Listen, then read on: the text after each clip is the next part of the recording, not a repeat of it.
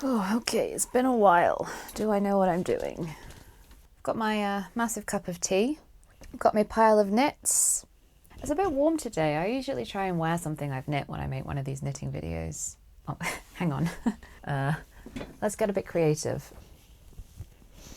It's a swatch come pocket square. No, that works, right? Anyway, hello, welcome back to Retro Claude and what is going to be, hopefully, if I can make it through this one, another knitting video. Yay! This was supposed to be everything I've knit in spring 2021. However, it's now August, so we might have to call it spring/summer. But I suppose we've still got August left of summer. Oh well, so maybe you won't get 4 of these videos this year, you'll get 3, but sorry about that. In case you can't tell, I'm not on top form. I've been finding it really tough to make videos at the moment. My health isn't in, well, it's in, actually my health, that's not a lie. My health's in a really good place. That just means that I'm doing more things, and as a result I'm more tired, and in particular I'm doing more work things, which leaves less time for things like this. But I am trying, so thank you for sticking with me. I really appreciate your support, and it's just nice to have something fun to do as well, and to make things for fun as well, because obviously when making is your job, sometimes you lose the joy a little bit, and doing this reminds me why I like sewing and knitting, of course. So that's probably enough of an introduction. So let's start with the first thing I've knit. Oh yeah, I suppose if you're new here and you're unfamiliar with how these things work, basically I just talk about what I've knit so far in the past couple of months. And I'll try and remember everything and put links to the description for everything as well. Some of them might be affiliate links, just so you know. But yes, the very first thing that I think, picking up from where we left off in that last video,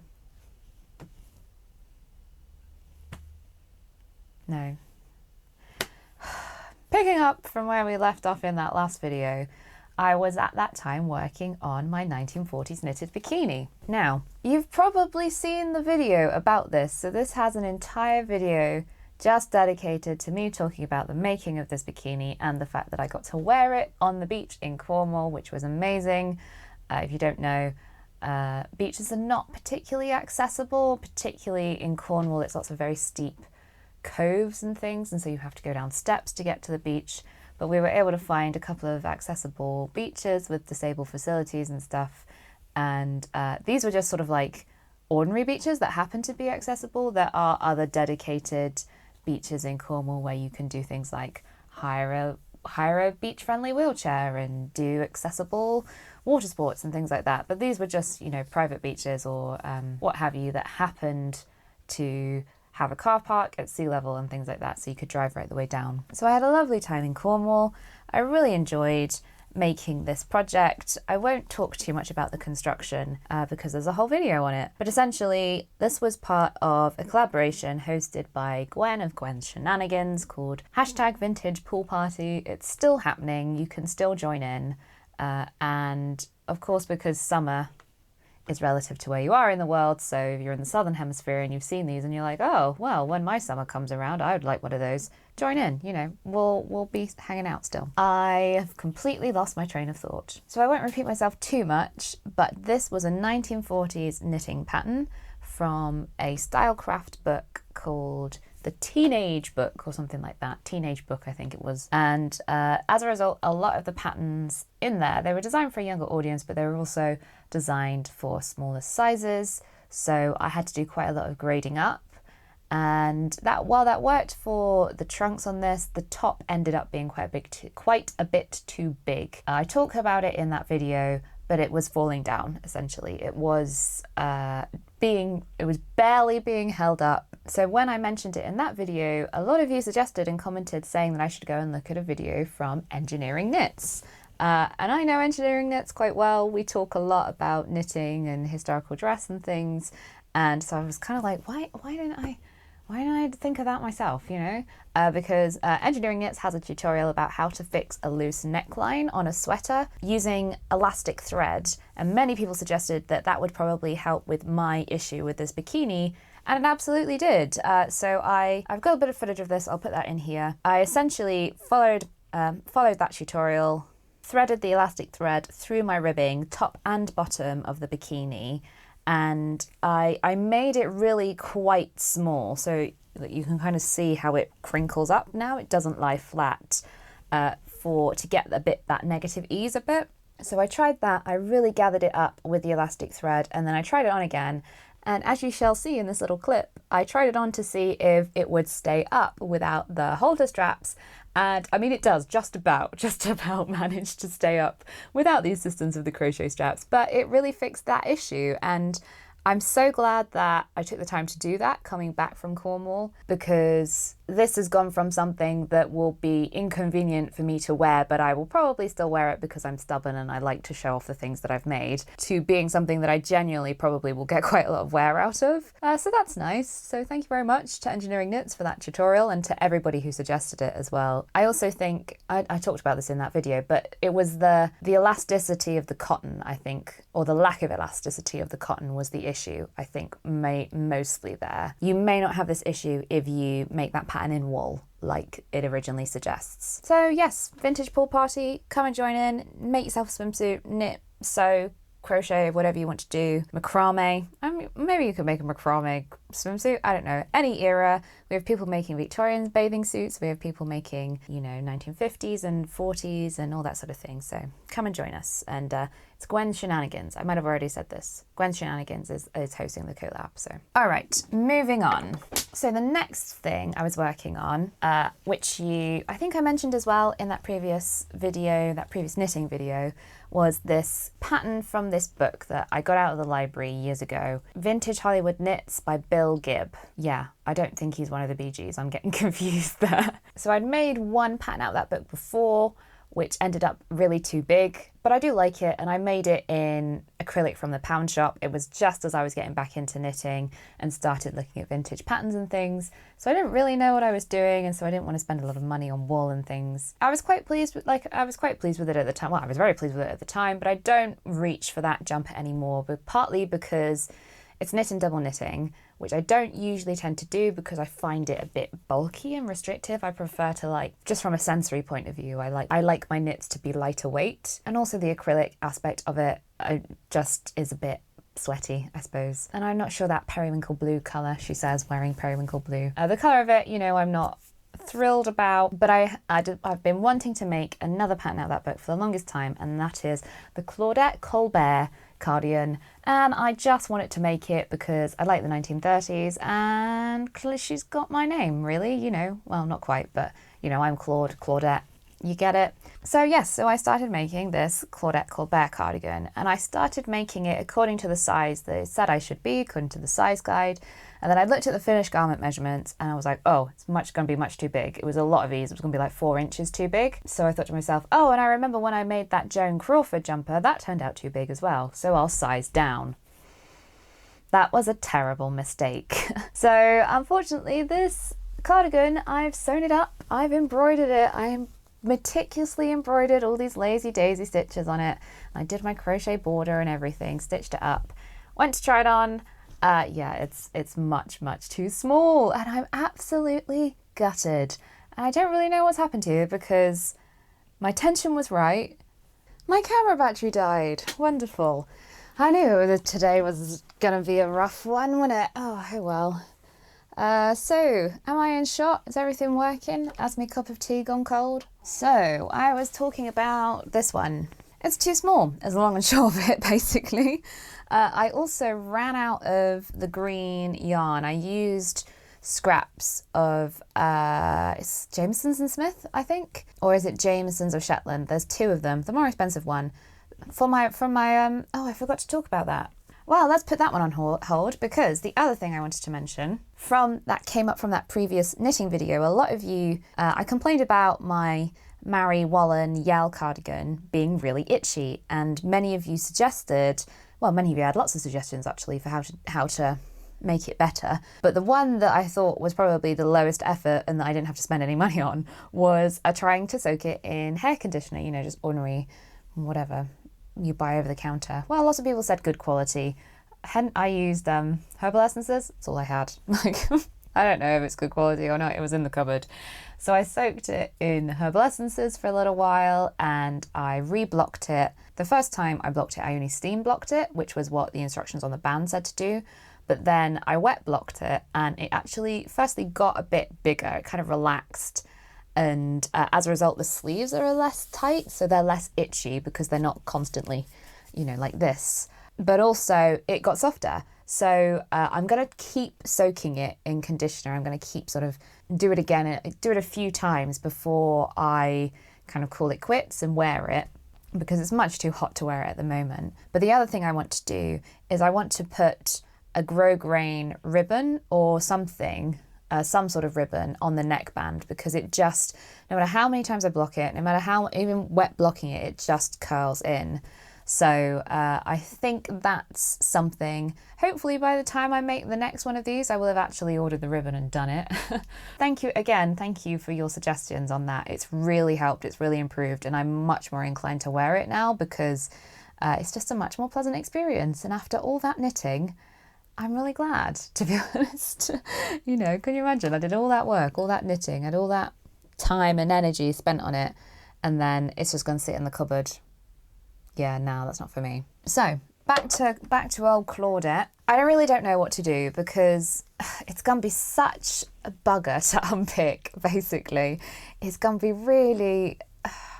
And having done all this embroidery, it took ages to do the embroidery and sew it all up and make sure all the lines matched and everything. But it's just too small. And I do have some more of this this yarn left, this cream yarn, but I'm going to have to completely rip everything out and start over again. It's not like a case of, oh, I can just add a few extra rows and make it bigger or whatever. I'm going to have to completely restart. And I don't know how I feel about that. I just can't bring myself to do it. So I don't know. Maybe I'll give this away to somebody. Does anybody want it? Like, yeah, you can have it. If you're like a 32-inch bust and you want a hand knit Tyrolean style cardigan, let me know. It doesn't have any buttons on, but what a disappointment, you know, what a disappointment. And I mean, that's the way knitting goes sometimes. Sometimes you do end up in these kind of pickles and things don't go right, and I do know that, and that's all kind of part of it. Yeah, I had really high hopes for that one. So the other thing I wanted to mention about that is I do still want a 1930s style Tyrolean cardigan for my wardrobe generally. So and I still want to knit another one. So if you have made one, if you have knit a vintage pattern and you have a recommendation, please let me know, because I've been looking at various styles of Tyrolean 1930s knitting pattern. I'll put a few of the ones I'm considering up here, but I'm not a huge fan of the ones with lots of bubbles. I don't really like knitting them. I also just think they look weird. They just look lumpy and I don't like it. So if you've ever made one, or if you've started a pattern and abandoned it because it was a nightmare, please let me know, because I'm determined to make one at some point, and I'm in the market for recommendations, basically. So in terms of vintage knits, I've got one more finished one, and I am really pleased with this one, and I'm so excited to share it with you, because you may know that I love my 1940s lacy knitting patterns. I love all that texture. I love working with the finer, lightweight yarns. Like I say, I prefer lightweight knits, and I just love as well, I suppose, because culturally, I was going to start that sentence with, maybe I mean culturally, like in contemporary times, we associate knitting with warmth and knitwear, you know, cozy knits and chunky, and you know, we don't necessarily think of lightweight drapey knits because we have jersey fabric, you know, so our understanding of what is knitted and what is knitwear is a bit different to the 1940s, and I like exploring that. So I love these lacy knitted 1940s blouses, and this is my most recent one that I have finished. And I'm really excited to say that I have been working on grading this pattern so that there are more sizes available, because this one is particularly small. It's only 32 to 34, because one of the things about vintage knitting patterns is they are not size inclusive. and I mention this a lot, and it really frustrates me. And if you're not confident with numbers, or if you just don't have the energy or can't be bothered, it means that you can't really access all these beautiful designs. And I don't think that's very fair, to be honest. And so I have previously graded knitting patterns for me, but then I am quite small generally, so I tend to be like, oh, okay, this is for a 34-inch bust. I need like another 2 inches maybe, and so it's 8 stitches to the inch, so I'll just, for one half, I'll cast on 4 at each end and have a bit extra. That's generally how I do it. I don't tend to meticulously calculate everything. But I thought with this one, I would give it a go, because you can probably see it's quite a simple T-shape design. There's a little bit of shaping at the neck, but I thought this would be a really good one to try grading so that I can get a multi-size pattern out of it for you if you're interested. It was a little bit more complicated than that, as it turns out, because of the nature of the pattern repeat. So as you can see, these daisies are offset like this, and so a pattern repeat is quite wide. And so, yeah, it was a bit tricky. I couldn't get like a size 32, a size 34, a size 36. I could only get add another full pattern repeat. And so it's sort of a small, a medium and a large, but the large goes up to, is it 54 or 56? I can't remember. Editing Claude will clarify. So I just, as well, the nature of it is it's supposed to be sort of a bit oversized. It's supposed to be a t-shirt, so yeah, I think it's up to 44. So the small is up to 34-inch bust, the medium is up to 44-inch bust, and then the large is up to 54-inch bust. So it's not ideal, it's not perfect, but seeing as this was my first attempt, I'm quite pleased with it, really. Obviously it hasn't been tested. I've only done, this is the pattern as it came from the original 1940s one. So because it hasn't been tested or anything and nobody else has made it, I think what I'm going to do is I'm going to give this away as a free Ravelry download and, put a disclaimer that it's untested and I've just graded it up. So I will add links to that as well in the description if you're interested. But I am really pleased with how this has turned out. I can see I'm going to wear this a lot, and I think in this footage I've got it just on over my slip, but it'd be really nice to have sort of colourful things poke through it as well in a sort of a 2020 Emma sort of way, I suppose. This is made in the same yarn that I used for that other 2-ply 1940s blouse that I made, because I've got a whole cone of it, because I intend to make several more styles of this sort of top. So it's Uppingham Yarns 2-ply lambswool, I think. Yes, Uppingham Yarns 2-ply lambswool, and I think the thread, like the metric thread weight is 2/14, 2/14, something like that, I can't remember. And it's knit on 3mm needles, which is UK Old 11, I want to say, yes. And very simple, moss stitch border, and then the lace pattern is just alternating knit 2 together in yarnos, and then you make these daisies, roses, I don't know what you want to call them, flowers, patterns, and they offset and they alternate, and then you cast on for the sleeves. And the front and back are exactly the same. And then, like a few 1940s knits, you do a little button placket. So I've got 3, I went for pearl buttons on this. There's 3 on each shoulder. I just thought they were quite sweet. And they matched brilliantly. Did I do crochet button loops? Yeah, it looks like I did crochet button loops. Yeah, it's really cute. I'm really pleased with it. So I really hope that some of you might go and knit this pattern and let me know how I did on the grading. Obviously, I'm very much open to feedback, and it is my intention to make a how to grade vintage knitting patterns to fit you video, but that's going to require quite a lot of maths and brain space, and as you can probably tell from this video, I'm really not in a good place for that at the moment. So if that's something you'd like to see and you're new here, maybe subscribe and wait until that video comes out at some point. I don't know, with my channel it's always a bit hit and miss, I'm afraid, with the reliable content. But that's the nature of chronic illness. Sometimes you have to take the rough with the smooth. So thanks for coming on the roller coaster ride with me, team. Moving on. So the last finished object for this video is a modern knit. And so this one, do you ever have this? So I think about this cardigan I had when I was about 19, 20 all the time. I wore it all the time.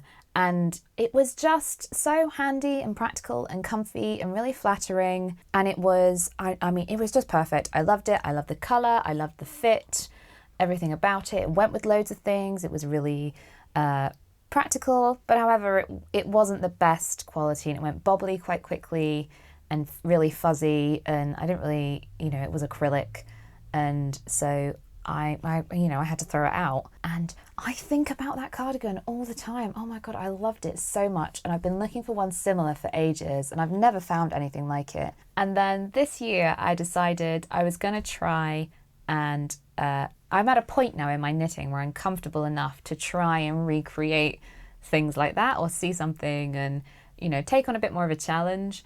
And so I decided this year, this was the year, I'm going to remake my favourite Laradoute cardigan. So I found a pattern that was vaguely similar on Ravelry. I can't remember what it's called. I'll have to look it up. Okay, so I found it. It's called the Wrapover Cardigan by Jenny Atkinson. And what it does is it's a short, cropped, almost ballerina cardigan, wrap around, long sleeved, and sort of so you get that V-neck, and it's a classic really, and it's really flattering. But the Laradoute version that I loved so much had like a textured pattern to it. It was a heavier weight yarn than I ended up using, but I knew I wanted that texture. So let's see if you can see. So this is the stitch pattern that I ended up going for, and I actually decided to use this one because I made this orange alpaca shawl years ago now from a pattern which I shall have to look up, which was for free on Ravelry, which I think is called it's not really, textured shawl recipe by Orlana Suka. It's out of context, it's difficult to know how to pronounce things really, isn't it? I don't know what language I'm aiming for. Orlana Suka maybe. But it's so it's textured shawl recipe, and this is available for free on Ravelry. And it's a very simple pattern. So textured pattern, slip one, knit one, yarn over, and then slip the stitch over the yarn over and the stitch. So it's really easy, really as well, interesting to do, but you get into the rhythm of it, not like some textured patterns where you're constantly having to be like, and now is it a yarn over, and now is it wasn't like that at all. And so I actually knit most of this when I was on holiday in Cornwall, and it's what I'm knitting at the beach in that video, that bikini video. And it's a raglan sleeve, which I don't think mine was originally, but I can't remember. I didn't know enough about garment construction then to pay attention to things like the seam placement. But it's just, I just really love this cardigan, and I'm so, I did it. This was such a satisfying project because I had this inspiration garment in my mind, which was kind of half remembered, I'll be honest. I didn't have any pictures of this cardigan. And I found the pattern, which was actually really difficult to find a wraparound cardigan, like ballerina cardigan pattern. There weren't a lot of those out there. There was sort of more loose, floaty wraparound cardigans, or long line wraparound cardigans, but there wasn't a classic cropped ballerina cardigan. That was the only pattern I found that kind of ticked all the boxes I needed, which I was surprised at because, like I say, they're a classic and they're really comfortable and flattering, and I think, for a lot of body shapes and things. But anyway, so I found the pattern. I was able to do my swatches. Hey, this is a swatch for this. The yarn for this is a pretty inexpensive yarn. I think I got it from Deramore's. I don't think they have it in stock anymore though, but it was Drops Alpaca. Drops Nepal or something like that it's called. I will double check. I can't remember anything. I am a terrible YouTuber. I should have looked this shit up really, shouldn't I? Maybe it says on my Ravelry page what it is. Yeah, Drops Alpaca, and it's green turquoise mix is the shade that I've got. So, when I found, everything just came together perfectly. The pattern, the yarn, this is almost the exact colour or at least I remember it being this colour. It might not have been this colour. The colour, the texture, everything just came together. I had this from this textured shawl recipe. I remember thinking to myself when I was making that, I was like, oh, this stitch is kind of familiar, and it looks a bit like that one from that lovely cardigan that I had to get rid of, that I miss. So yeah, it's just great when everything comes together like that on a project. I imagine I'll probably wear this a lot. I've already worn it once because we've been having some really terrible weather here, and so, you know, it's August, not that you'd know, you need a cardigan, the heating came on, you know. Yeah, I'm really pleased with how this one came out, and I'm losing the will to live here with my mind. Have I said anything of value in this video? Who knows? Yeah, I've got quite long ties because I wanted it to wrap around and tie at the front like a proper ballerina cardigan, you know. And so yes, I think that's everything. Okay, so that's all the finished items for this section of the video. So now I want to talk about what I've been working on, what I'm hoping to make, plans, etc. Let's get into it. So on the theme of cardigans I love, I think that's like, let's make that point. Let's make that point. One of the things I talked about, I think it was at the end of the year, the 2020 video, was that I want to be a bit more intentional with the things that I make. You know, I love to knit jumpers. I love to knit these wacky 1940s patterns, but I don't really wear them a lot. So I've been trying to be a bit more intentional and a bit more conscious about knitting things I'm actually going to wear, even if they're a little bit less interesting to knit. So that's one of the reasons why I did this wraparound cardigan that I remembered. And the other project I wanted to do was, I have a grey cardigan. It's one of the first vintage knits I did when I first kind of got into vintage knitting. It was from a free pattern I found online, which is called something like jacket number 408 or something like that. It was on a website, Free Vintage Knitting, I think it's called. Let me tell you exactly what it's called. Jacket number 487, and the pattern is, I think the pattern is on Ravelry.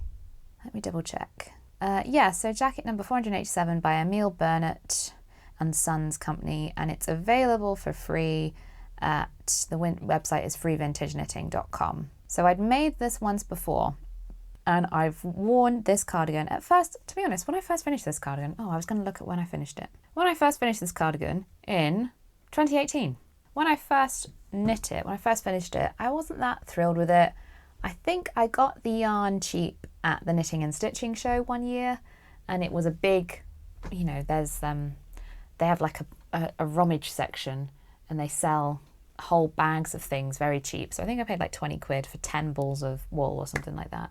Oh, it wasn't wool, it was a blend, but you know, like I was a beginner, I was kind of a newbie knitter, and definitely a newbie vintage knitter, and it was one of the first things I knit. And when I finished it, I was really proud of it, but I didn't know whether I'd get anywhere out of it. It was kind of chunky and made me feel a bit like a teddy bear.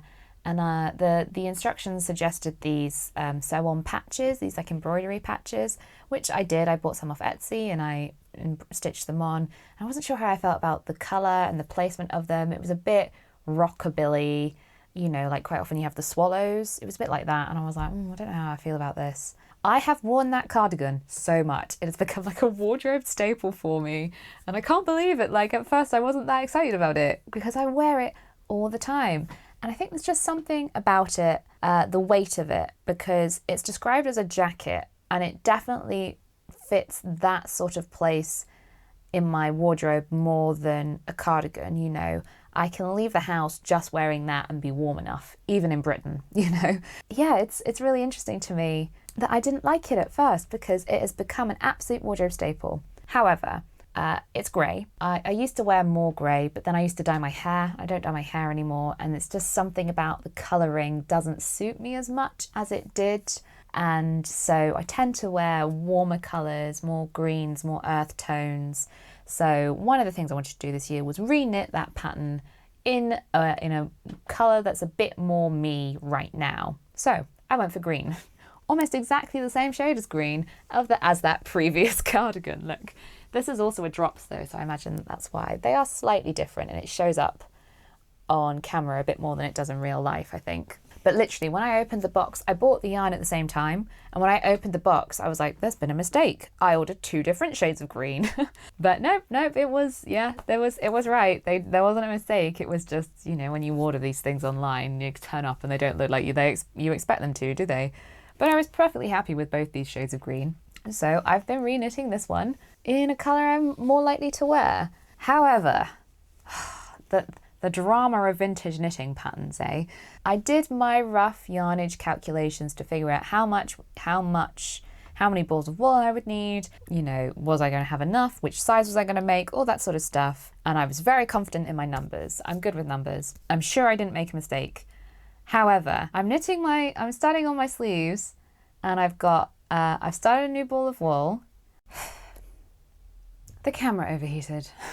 I'm really not having a good day, am I? Anyway, so I was knitting I had 3 balls of wool left, started on my first sleeve, get to the end of my first ball of wool, and I think to myself, I do not have enough yarn to finish these sleeves. So I did something, like I say, I'm good with numbers, and I think I learned this only recently, actually. I think I saw it on Roxanne's channel, who is another vintage knitter who makes brilliant videos about the history of knitting and technique as well, as opposed to just the project she's working on. So I did the maths to figure out how many grams per stitch, I think is what I'm talking about. So, you know, I weighed my first sleeve and I figured out how many rows, how many stitches. So I did all this maths to figure out, was I going to have enough wool to do this? And according to my calculations, I was going to have enough yarn by 3 grams. And this is chunky weight. I don't know what you'd call it. Like, it's the ones, like, the yarn names are so bloody confusing, and all the Americans have different terms, and whether it's bulky or chunky or chumpy, I don't know. But anyway, I was supposed to have 3 grams of wool left. And I was knitting, oh my goodness, the scariest round of yarn chicken I have ever played, because I thought to myself, oh, I'll just order another ball of yarn. It's like a semi-solid, so if it's a slightly different dye lot, it won't really matter. Yeah, the yarn's discontinued, I think now. I think it's out of stock, or at least it was out of stock where I'd previously bought it. I couldn't get any more, definitely couldn't get the same dye lot. I was like, if this doesn't work, I'm going to have to frog the entire thing. And after I had that disaster with the Claudette Colbert cardigan, I was really not in the mood for that. So here I am playing yarn chicken. Guess how much yarn I have left?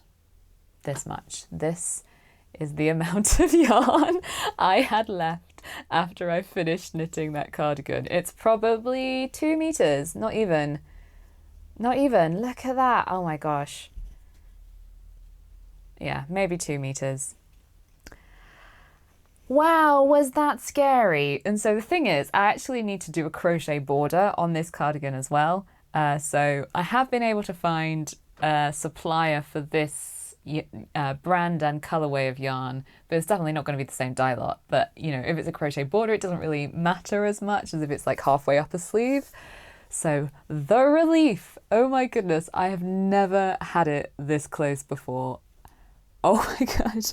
And even though I'd done all that maths, even though I'd figured it out, I really didn't trust the numbers. I don't know, it just seemed ridiculous that could work, that I could calculate it that precisely and, you know, turn knitting from this art form to this science and this scientific recipe for how much yarn you need and all that sort of stuff. But it worked. I did it. And I've even got stuff left over for sewing up. So as you can see, this needs a block. I had intended to do that today, but I decided to film this instead. So I will show you that once it's made up. As for what I'm currently working on, they're both actually for bigger costume projects. So I'm going to keep those under wraps for now because I want to make full videos about them. Or, you know, they will be part of a larger video, you know, or a bigger video series, I should say. So yes, I'm afraid I don't have anything else to show you on the work in progress front because, yeah, I'm keeping it a secret, I guess. So I think that is everything. I am absolutely knackered, team. My brain is going around the twist. I've finished my cup of tea.